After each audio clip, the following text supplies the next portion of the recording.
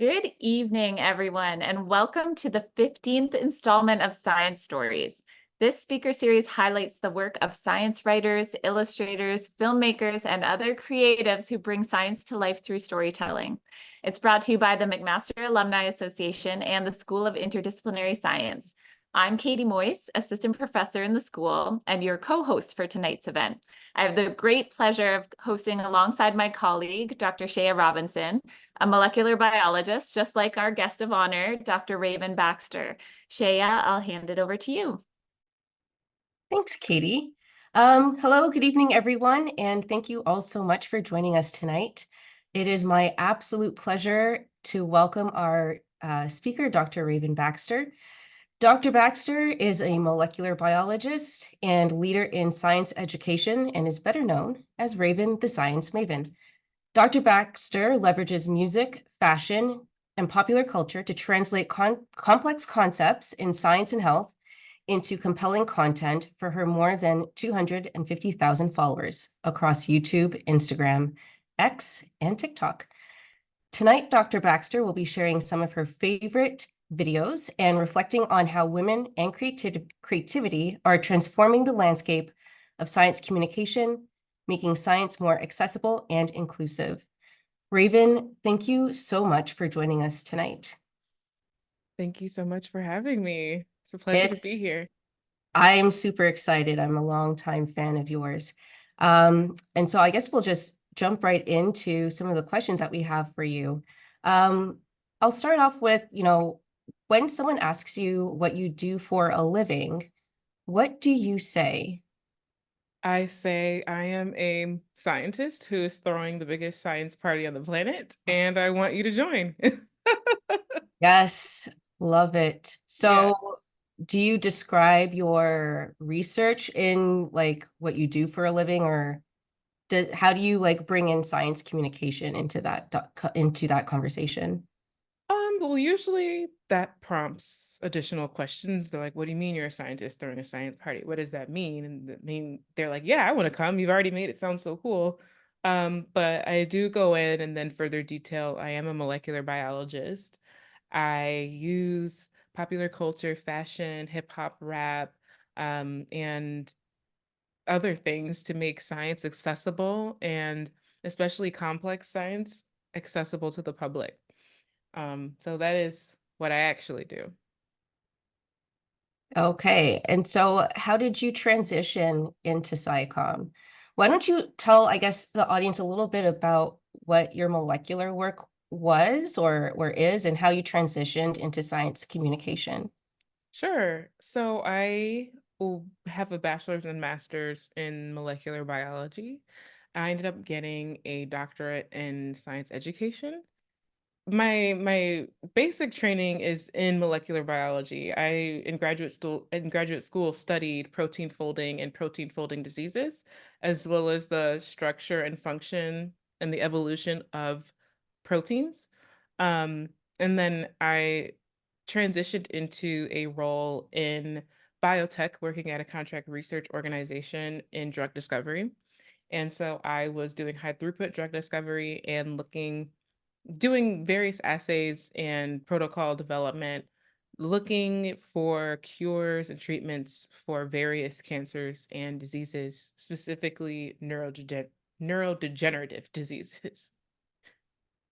Okay, very cool. And then you said that you did a doctorate in science education? Yes. Yeah, and so was that kind of your introduction into like science communication and making science accessible for everyone?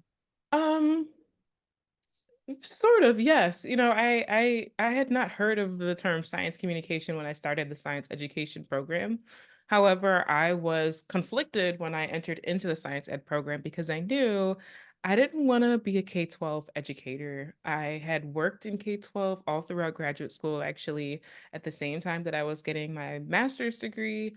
I was also teaching as a substitute teacher in Buffalo Public Schools. And so I had the experience of working in kindergarten through 12th grade. And although I do love being hands on with students, I really thrive when I'm able to explain higher level complex scientific concepts. And so those aren't necessarily concepts that are taught in K-12. And so I really wanted to be outside of the K-12 system. With that being said, I also wanted to specialize in education because I saw that um some of the professors I had, not all of them, some of them really could have benefited from a formal training in education. For example, my organic chemistry professor, shout out to them, all of them. They, I can't imagine how much better my education experience could have been if I had instructors who had a formal degree in education because we learned so much so many frameworks, so many teaching philosophies, so many um, principles in education that are really valuable in the classroom. But I ended up doing a science communication dissertation because as I was pursuing the education PhD, I learned about science communication, and ultimately, I realized my interest in education was really in educating the public and not necessarily within a classroom. And Right. so that is how I turned to science communication. Very cool. I definitely can relate to, I guess, the sentiment of, wishing that your profs and teachers were better science communicators and educators. That definitely resonates. And so I think most people know you for your amazing videos. I love your videos. Why don't you tell us a little bit about your process, about how you make these videos, and how do you decide what to communicate and how you're going to communicate it? Absolutely. Um, the first question is always, can you dance to it? Because that's going to determine whether or not I'm making a music video or not. A lot of times there are topics that come up in the um, general societal conversations where I'm thinking about it, and then my brain just starts writing song lyrics, and then I'm like, okay, well, is this a socially acceptable thing to make a song for? Yes or no? And then if yes, then music video. If no, then if no, and I haven't written lyrics, then I will make like a regular talking head video. But my thing is I try to talk about things that fascinate me, w- particularly if they're in my area of expertise, but also sometimes I talk about things that fascinate me that are not in my area of expertise, but are Mhm. entertaining. For example, someone asked me if ants fart. Am I an entomologist? No. But am I a scientist that knows how to research? Yes. So I immediately took to the internet and like was trying to figure out if ants fart. And I learned a lot, and so did everyone else. Um, so yes, videos. When it comes to making videos, it's important to identify what are the messages that need to be conveyed. Um, how many videos, right? Because you can't teach everything at once. Sometimes you have to break things down into pieces and feed things to people one by one. And so it does take a lot of thought and planning. I don't think people realize that you don't just set up the camera and just start talking. Like there's a lot of thought and planning that goes behind creating scientific videos. Yeah. One of your videos that I love, I happen to be a huge Megan Thee Stallion fan. Yes, me too. She's going on tour. I'm so excited. And so you have one video in particular on antibodies that has garnered more than 80,000 views. And I'd love for us to share this video with the audience. So let's take a look.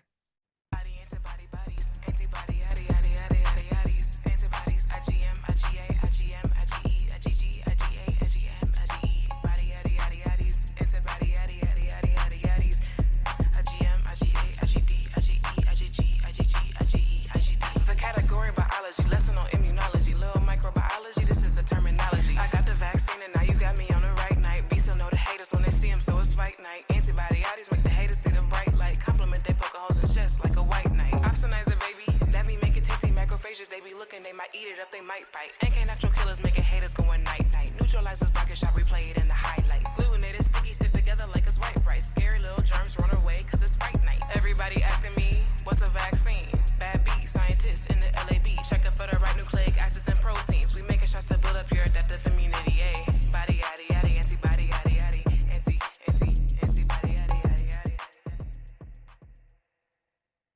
Love it.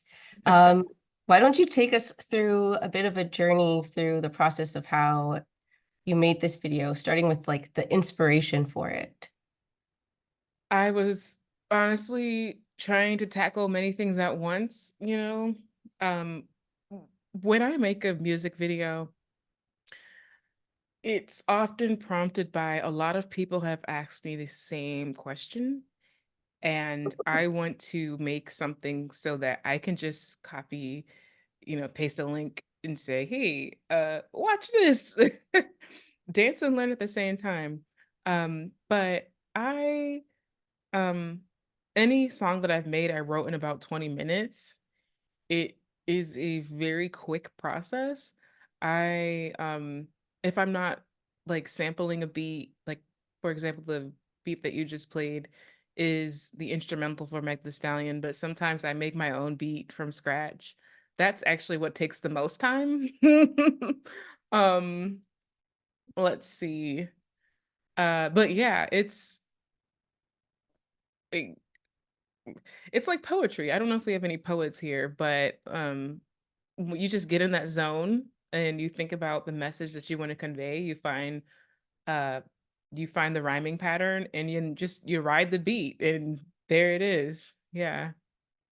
So multi-talented, a rapper, a producer, a scientist, a science communicator. You wear multiple hats and you do it really well. And so as a molecular biologist who's also a science communicator, are you ever frustrated by misinformation? And how do you handle that? Misinformation, not frustrated, but disinformation does frustrate me because that's intentional. But misinformation really provides a great opportunity for conversation. Mm, I am very patient. I guess. I mean, a lot of people told me that I'm very patient in the way that I've displayed my abilities or my willingness to engage with people who are spewing out thoughts that are misinformed. And I mean, it's kind of just the educator in me, right? When I have students in my classroom, if I'm teaching in a classroom, I don't expect them to know everything. They're not a scientist like me, so they get their information from other science teachers that they might have had, or their own personal experiences, or things that they saw on the internet. My job is to create an environment that is welcoming and yeah. inclusive for people to learn in, whether that's in the four walls of a classroom or in the digital space. So I don't get frustrated by misinformation. I take it as it's really a privilege to speak from my area of expertise and have conversations and create inclusive science learning environments online. I hear that.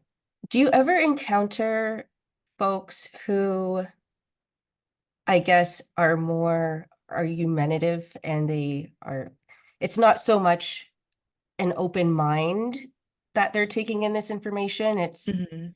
I guess coming from a place of resistance where they're not willing to receive this information. Have you ever encountered Absolutely. that? Yeah. Yeah. And I'm guessing you want to know what my approach is. So again, like when you're saying when we talk about being diverse and being inclusive, like that means everybody. So Mhm. everybody is not going to march to the beat of your drum. That's just what diversity is. It's not skin deep. We're not talking about race and ethnicity. Like we're talking about people with different experiences, values, different um life experiences, different ages, generations, different socioeconomic statuses, different access to education, different educational opportunities. Like we're talking about different levels of trust in science and Yeah. in healthcare. And also, like we have to acknowledge that not everybody has positive experiences with people who are considered like an authority or in the education system itself. Yeah. So you have to know that you are in trying to create an inclusive environment for science learning. You're almost guaranteed to have people in there who are going to be combative and argumentative, but they're still welcome to conversations about science. My goal when I encounter those kinds of people is to listen. I never argue. I'm not argumentative. I'm not combative. I'm a great listener. And a lot of times those people just want to be heard. And even if they're speaking from a place where they're just spewing out like incorrect fact after incorrect fact and they're standing by it, I want to get down to the source of where they're learning these things from. I want to learn about why they believe it's true, right? There are other things to do in scientific conversations besides try to persuade people to believe what you're sharing. There's other things that we can do in those conversations that include listening. Yeah, I was going to save this question actually, Raven, for a little bit later on, but I think it's a really good segue. You mentioned that, people come from different lived experiences, different generations, etc. And in many communities, like the Black community, for example, there's a lot of justified mistrust around science and medicine. And you kind of were like alluding to that a little bit in your response. Um, how can science communicators help to reestablish trust? So you mentioned being patient with folks, being willing to listen. Um, how else can we help to reestablish trust where the trust has been broken? So for me, in addition to like allowing people to ask me pretty much anything and have it truly be a judgment-free zone, like come as you are, and you won't be judged. Like we're here to listen and answer any concerns you might have, or just listen to whatever you got to say.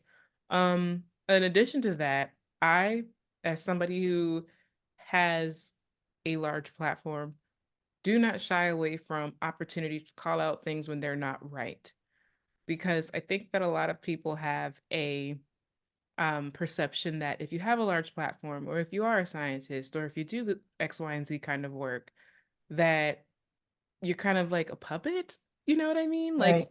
And I work very hard um to be authentic and also speak out against things that are harmful to the public.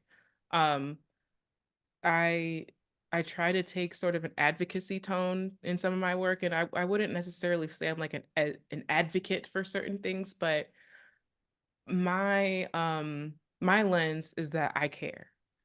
I Right. share some of the things I share about are because I care and because I want you to be informed and to be protected and be armed with knowledge, because knowledge is power at the end of the day. And so, in my opinion, what's kind of lacking from a lot of science conversations is that human angle, and um, making sure that people recognize that the people doing science have souls. We care about things, we care about you. Um, Yeah. and that is important in building trust, because who are you trusting? You're trusting us. Right. Yeah, I think for a lot of scientists, we forget the importance of the humanities and the social sciences as well, in our work. That human aspect is so important and is quite often forgotten.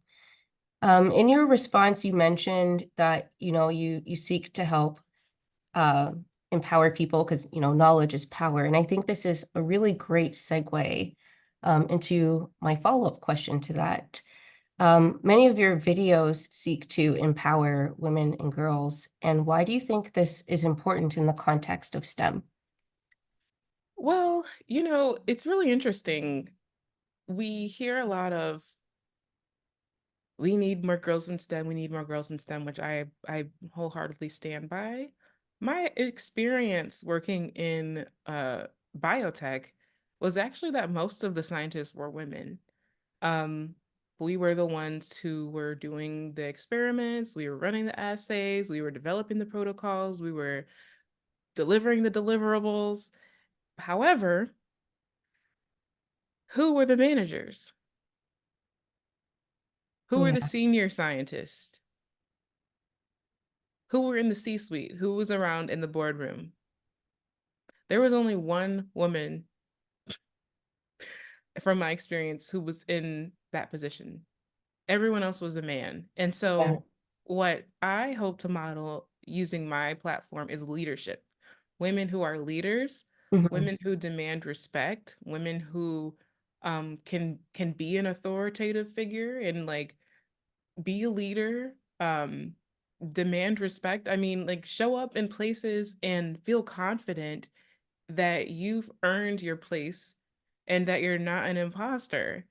Um, Yeah, I think that is very um important to demonstrate to young girls that you don't necessarily have to just make it in STEM. You can also be a leader. You can also be the boss. You can run your own lab.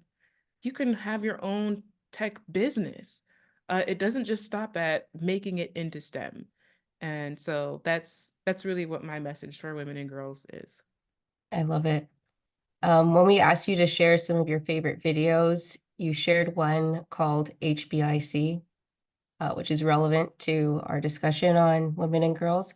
So let's take a look at that video together.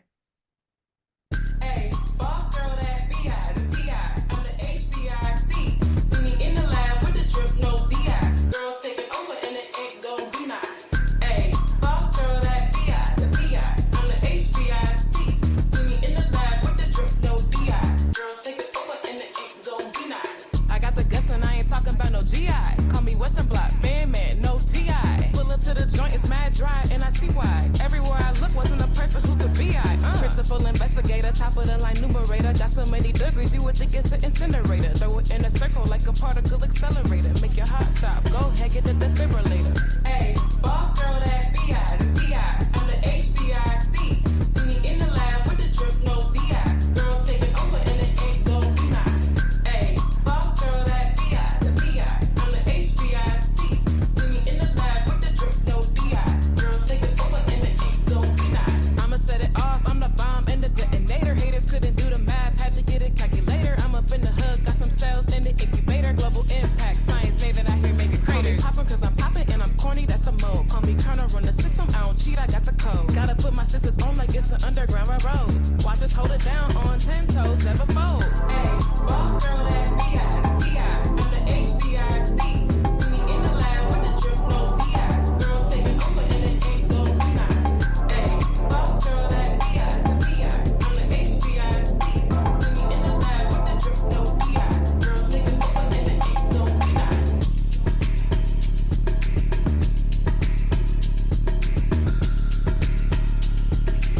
Strike a pose, touch my toes, shake some adipose.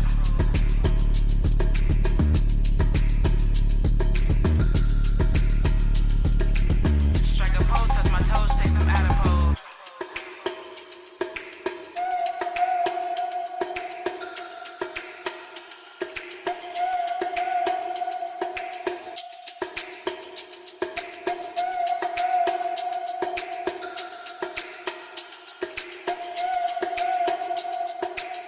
Hey, boss girl, that BI, the BI, I'm the HBIC.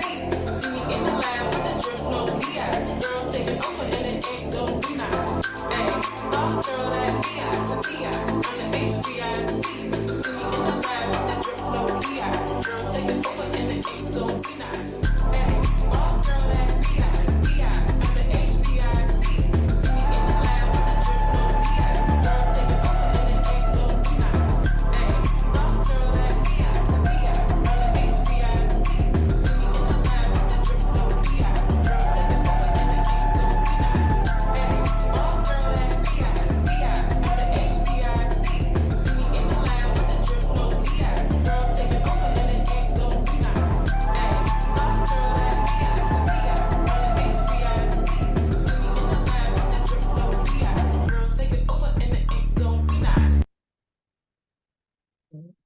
I love that video. I feel so like, I don't know that you understand what that does for me watching that video. Just the representation it means so much. But why is this video important to you? I want to cry every time I see that, and I sometimes can't even believe that I did that. But some of the earlier videos, like we're kind of getting into my earlier work. My earlier work was inspired by other women who literally told me that I didn't look like I was a scientist. And for one instance, my coworker called or threatened to call the police on me um on my first day of work because she, in her words, said I didn't look like a scientist. So why was I in the faculty area? I was faculty, but she didn't think I was. And so, people literally felt threatened by my presence because they didn't perceive me as a woman who belonged in STEM. And I wanted to Yeah. show people, actually, not only am I a woman in STEM, but I'm going to show up exactly how I am. I'm not going to be a caricature because I'm literally standing before you as I am and you're not accepting me, but that's not my problem. And so I'm going to actually show you all of the other women in STEM and how amazing they are so that we can really disrupt this notion of, oh, you have to look a certain way to be accepted as a woman in STEM. There's so many kinds of women in STEM, as you saw in the video. I mean, between age, identity, gender identity, like there are so many kinds of women, pregnant women, like so many people. And so I wanted to make that. And I would also say that the most fun part about that was recording with the other women scientists in the video. It was so much fun, and making the beat. I made that beat from scratch. It was a lot Ooh, of fun too. nice. Yeah. Definitely a bop. Thank Um, you. I have to say, yeah, I think, having a video like that, it's so important and so meaningful for all those that are watching, regardless of, their background. It just to be seen gives you, I guess, the hope that you belong there, or reaffirms that you belong in these spaces. So yeah, thank you for making the video. I loved it. It's one of my favorites that you've Thank you. made. So you mentioned that one of your colleagues said to you that you don't look like a scientist and threatened to call the police on you. And I'm so sorry that that happened to you. Do you ever come across as like a content creator, a scientist, a Black woman scientist? Do you ever come across negative comments? Do you read the comments on your videos? What sort of things do you hear and what do you make of it? Can I be honest? Uh, if it's about my identity as a Black woman, as a scientist, I've actually never, not early on, yes. But there's a reason for that. But actually, I don't. I very rarely get negative comments about me as a person doing science. If I ever get a negative comment, it's kind of like what we talked about before, people who have opposite opinions, opposite worldviews, who don't necessarily know how to have a respectful conversation Yeah, about their different worldview and their personal scientific views. Um, but again, like I said earlier, that those don't phase me. I think that they are trying to harm me, but I don't really feel harmed by that because I understand why they're doing it. yeah. However, at the beginning of my science journey, science communication journey, I actually put out a video. It was called Big Ol' Geeks, and it was actually the centerpiece of my dissertation, my doctoral dissertation. And again, this is the first music video that I ever put out as a science communicator, and it was my direct response to that woman who said, "Oh, well, you don't look like a scientist," and I was like, I couldn't sleep for a couple of days. I was like, I gotta do something. Like, I gotta do something, and I don't want to just go to HR. Like, it's I want to speak up for myself Yeah. in a creative way. And so I quite literally dreamt the lyrics, and I woke up and I was like, I gotta write that down. And so I wrote the lyrics down. I was like, I gotta make a video. Like, what are we doing with this? And so I called my friend Jasmine in Cleveland and I said, Jasmine, I have this vision I was like, what is the most like left field thing I could do to show people exactly who I was as a person, like super raw, but also flaunt the fact that I am a scientist and I do belong here. I was like, okay, well, I have this extremely technical, like complex scientific lyric of a song. I was like, why don't we twerk? why do we twerk in the lab? And I called my friend Jasmine. She's a filmographer, and she was like, let's do it. And so I called a few of my friends. I was like, we're twerking in the lab, get your lab coats. And I was on a mission. I didn't know what was going to happen. I surely thought that I was going to ruin my career, but I actually didn't care at that point, because I said, well, if you guys don't like me, then I guess I'm just not going to have a career in it. But it actually ended up inspiring thousands of people around the world. I received so many positive remarks from creating and releasing that music video from people of all different kinds of backgrounds, who felt like through that representation that I provided in that music video, they had a license to show up authentically as a scientist. And I think I also helped to usher in a new era of science communication where I'm not really sure how to say this, but a more inclusive, I guess, or diverse representation of science, but not just having, a Black person, but an authentically Black person communicating science. Because it's one thing to just be Black in science, but are you authentically Black in science? Those are two different things to me. And so I would like to say that I helped usher in, that for some people.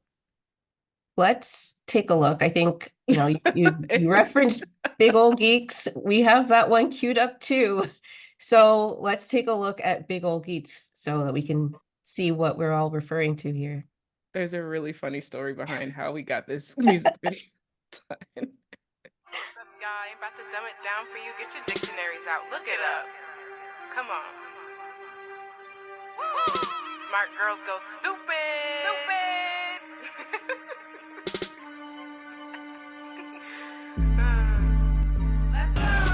Cut it, run it, cut it. We some big ol' geeks. Cut it, run it, cut it. We some big ol' geeks, about to tear this place up. You Van der Walls, I'm ionic. Scientists twerking iconic. I'm doing both, I'm bionic. Nuck if you buck periodically. Okay. Acting like an enzyme and we cutting it up. Proteins in the gel and we running them up. It ain't safe. Put the mask on your face. Put the gloves on your hand. Wrap the coat around your waist. Wipe it down.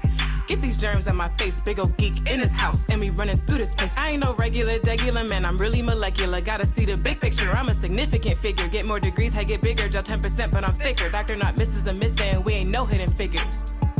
Go ahead and get you a girl who can do both. Tell me, what scientist you know popping like this though? She talk about Rubisco while cooking the Crisco. Come on. She fine, let's a fine, and she smart like Urkel. Just throw it in a circle. Cut it, run it, cut it. We some big ol' geeks. Cut it, run it, cut it. We some big ol' geeks, about to tear this place up. You Van der Walls, I'm ionic. Scientists twerking iconic. I'm doing both, I'm bionic. Nuck if you buck periodically. Okay. Acting like an enzyme and we cutting it up. Proteins in the gel and we running them up.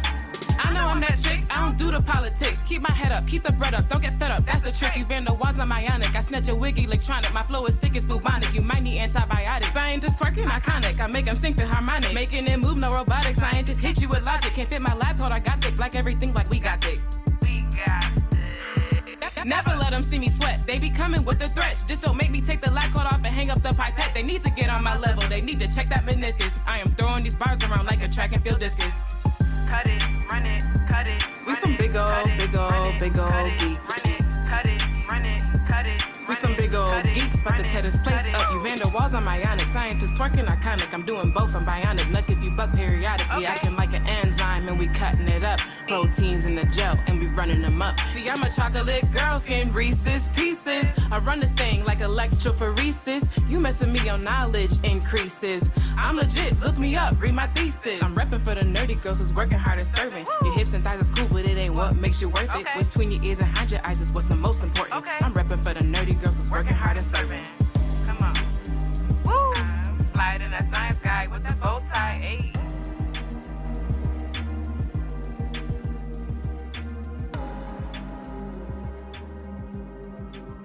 Let's go, big ol' geek. Amazing. So I have a couple of questions. You said it was fun making this video. It looked like Yes. you guys were in a nightclub in the lab with like all the lighting and whatnot. Yes. So tell us what made this video so fun to make. I didn't have a plan. I didn't have a plan for this music video. So that nightclub is my cousin's nightclub. I used to be a bottle girl when I was in grad school. And so yeah, we went to my cousin's nightclub. And we filmed part of the music video there. My mom and my little brother were there. Like it was like the middle of the day, and my cousin was like, "Oh yeah, come through. Nobody's here. It's a nightclub." So we did that, and shout out to Jasmine Goffin, by the way, the videographer. I met some guy, and I told him what I was doing, and I was like, "Hey, do you have a nice car that we can borrow for this?" And he was like, "Yeah, come to my garage." We go to the garage. He doesn't even just have a nice car. He has a spinning platform, okay, Nice. and luxury vehicle. And so that's what we were doing. We had a fog machine, like there was a lot going on. And then I was also a graduate student at the time. So I just went to the lab, and Jasmine came there, and I'm just cutting up in the lab. But yeah, I mean, everyone in that video, it was down for the cause, and it was really cool. Oh. Yeah. It looked like a lot of fun. So you mentioned that this video in particular was a direct response to that colleague that made that comment. Yeah. Where else do you find, I guess, inspiration for the videos that you make? So, so the first two music videos I made were the Big O Geek music video, and HBIC. I needed that creative outlet to really express the pain that I was feeling, in the rejections that I was facing in just being my authentic self. Mm. Um, Once I got that out my system, and I'm glad I did, because I really enjoyed it, and I think it made such a positive impact across the board for many people. Once I got that out, I could then focus on really educating about science.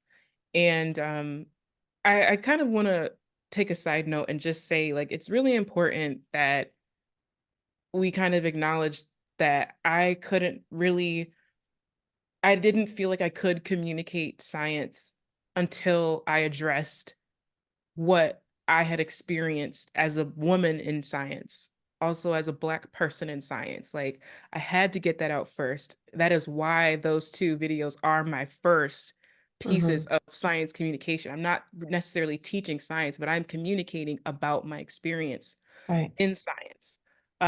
So after I did that, the pandemic hit, and I immediately needed to pivot to address some concerns that were happening in my environment. I was in New York State, and we were one of the first states to lock down in 2020 because of the coronavirus. And people had questions. Why are we getting locked in our houses? Yeah. And so I had to make a video to address personal safety, hygiene. What is a virus? What is a vaccine? And put that out, and it went viral. And then I did it again for the antibody song when the vaccines were in development. So yes, hope that answered your question. No, it definitely did. During the, I guess, peak pandemic, I don't want to say like during the pandemic as if it's fully over, but during, I guess, peak lockdown,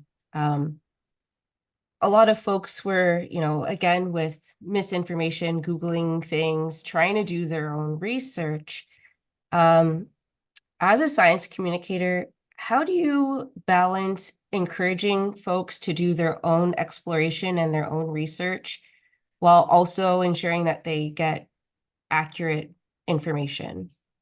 This is a great question. I talked about this actually earlier today to a reporter who was interviewing me about the potential TikTok ban that the US is just passed in the House. I believe it's going to the Senate next. And if the Senate passes it, then we have some huge things to deal with down here, potentially not being able to use one of the most used social media sites that we're currently using. So the question was, well, what are the pros and cons of a social media site like TikTok, right?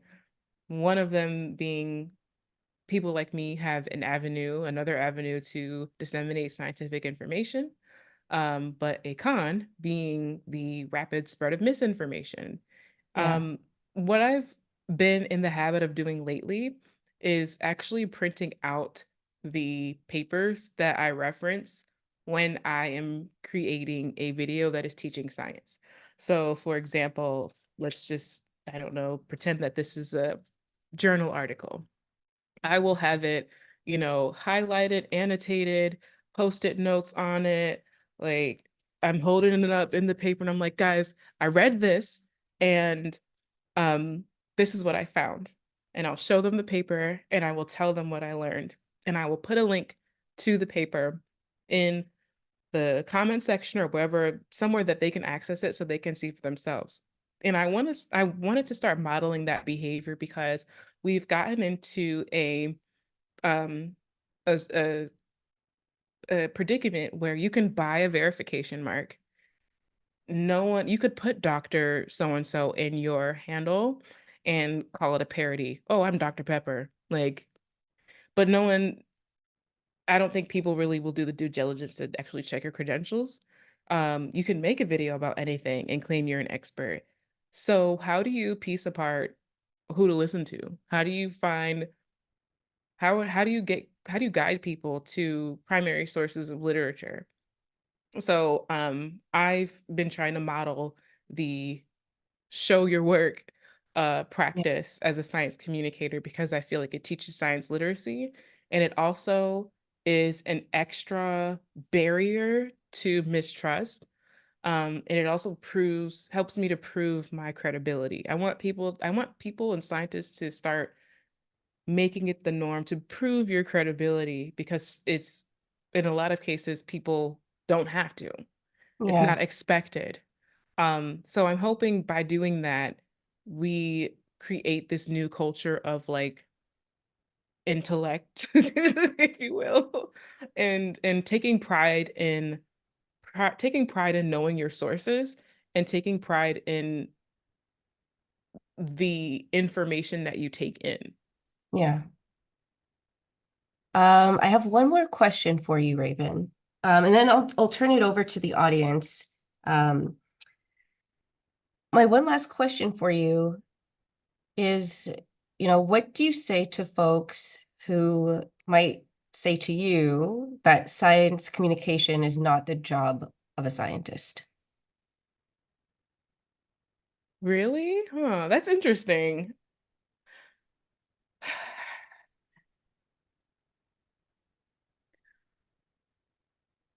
What would I say to that? Well, science communication can have different audiences. You can communicate with other scientists about your research. You can communicate to the general public about your research. You can communicate to, I don't know, certain stakeholders, to corporations. Like there are different ways to serve as a science communicator.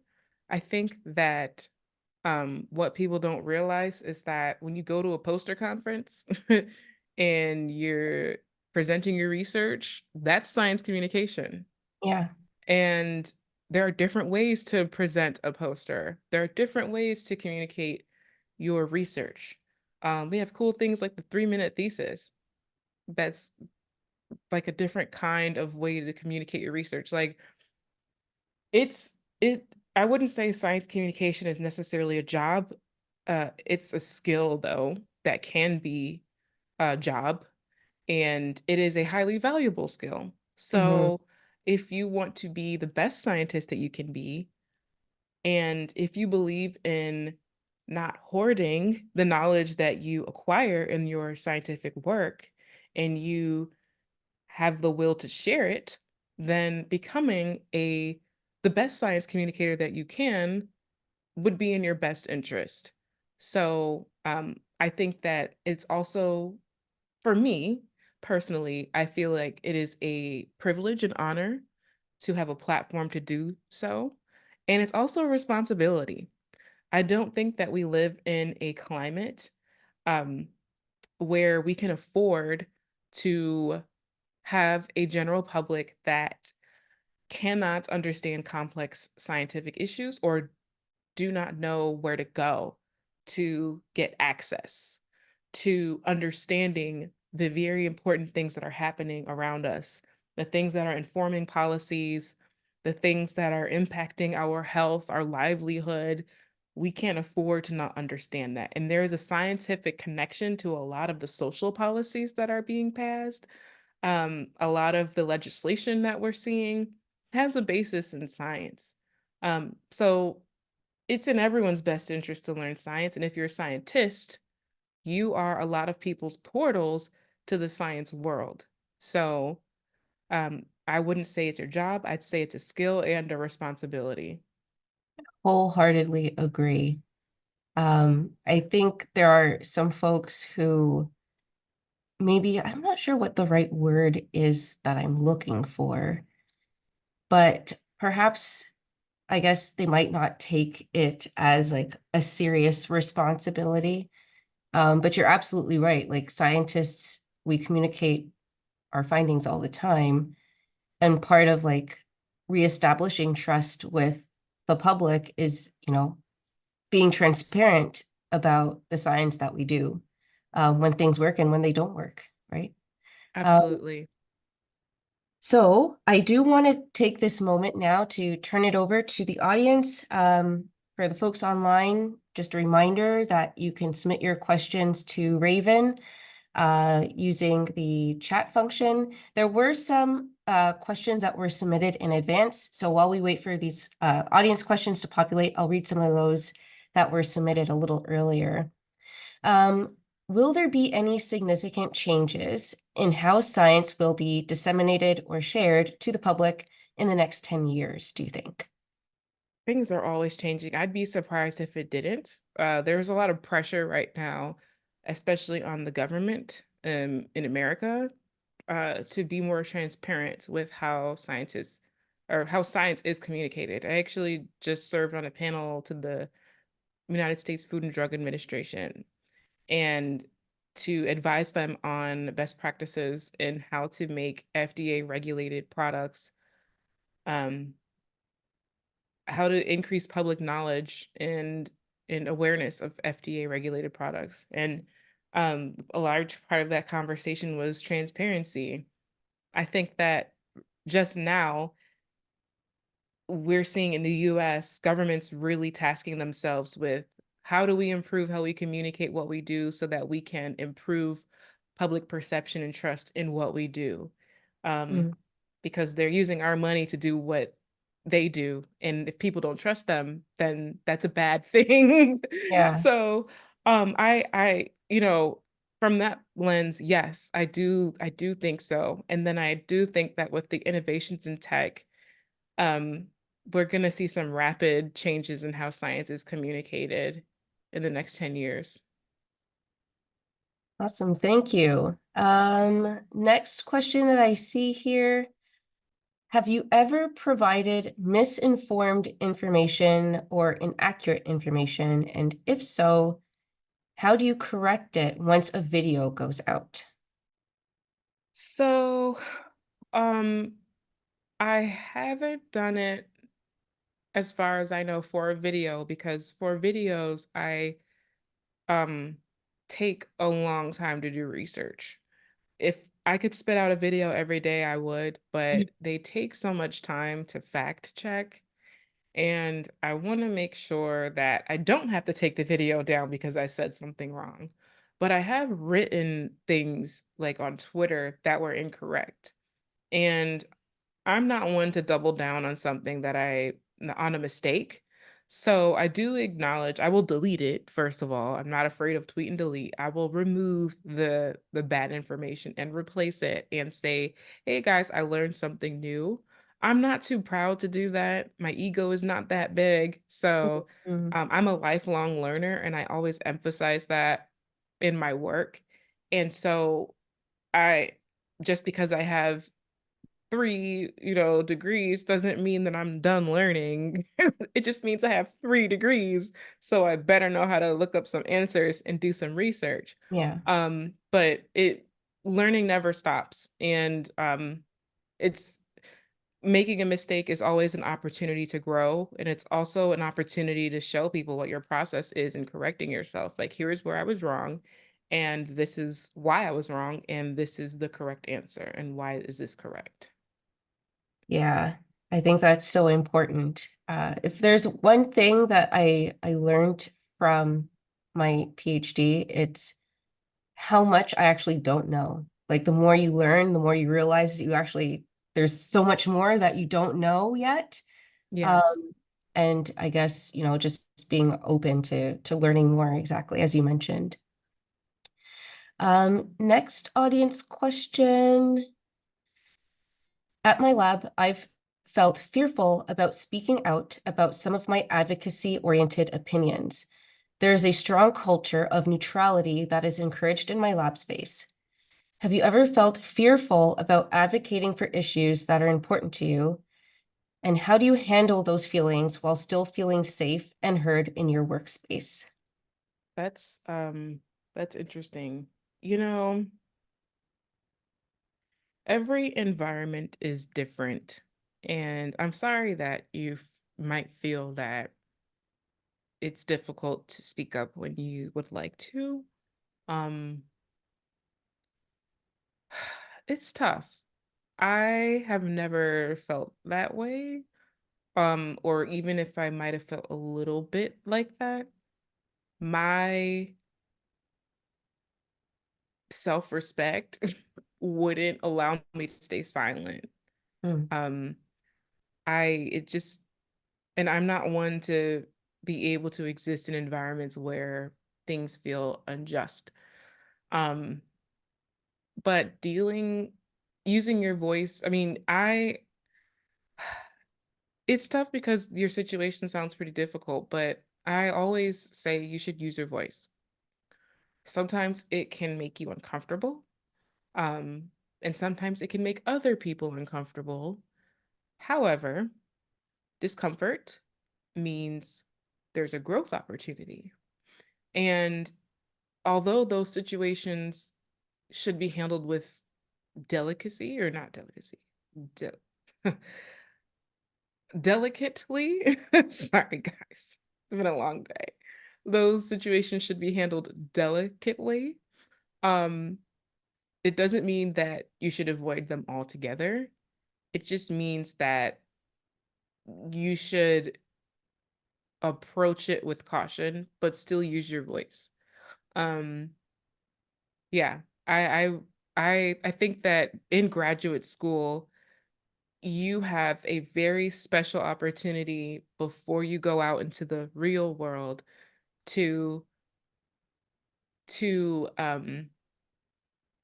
form yourself and solidify how you want to show up in your spaces personally and professionally. It's kind of like you're in the final training ground for going out into the professional world. And so the challenges that you face in grad school, whether they're good, bad, in between, they are all opportunities that you should take seriously and develop yourself into the person that you want to be. So if you want to go out into the world and be a change maker and be a trailblazer and um make the world into be the change you want to see in the world, that starts in places like grad school. um so to avoid going on forever, I'm going to leave it there. Hopefully that helps. I love that. I think sometimes maybe students don't realize until after they're finished university that like the academy, your growth during like undergrad and grad school, this is where you can kind of like push the boundaries that you otherwise might not be encouraged to do in like like normal or regular society. I don't know what the right word is, but Yeah. And yeah, I it's absolutely easier said agree. than done, though. Like, Yeah, I get both sides of the coin. I get it. But I will always encourage you to use your voice, even when it's hard. yeah. Awesome advice. Um, I'm mindful of time. I'll ask one more question, and then we'll conclude. Last question here. What do you think is the most effective way to inspire young girls to pursue a career in science, regardless of the barriers or hesitations they may be experiencing? Was the question advice Yeah. or Or what do you think is the most effective way to inspire? I inspire? guess advice or like, um, yeah, I guess sort of advice. We can keep it there. Yeah. So I read that around the age of 6 years old, don't quote me on this, but going off memory here, around the age of 6, young girls begin to receive messaging, negative messaging associated with intelligence, um, and are less likely to pursue STEM careers due to those negative signals that they get from culture, media, etc., about being smart. And so, my advice to people who have young girls who want to inspire children is to harness that curiosity like it's gold, like they're diamonds. I feel like curiosity is the most valuable thing in a child's life. It's like it's truly like it's the air they breathe. Look at all the questions they ask. Mommy, why is the sky blue? Like what are clouds? Why am I breathing? Like harness that. That can be a budding scientist if harnessed properly, if Yeah. given the right amount of resources, if given the right amount of encouragement, if they have enough confidence instilled in them to continue asking questions no matter what. That's how you get a young girl in science. It takes a lot, but it doesn't. Also at the same time, it doesn't take much, right? Um, so yeah, hopefully that Uh, makes sense. it does make sense. And I love that because, I feel like sometimes looking back on like my own childhood, you ask a million questions and it's like, well, because I said so, sort of thing. I know that. Yes. Yeah.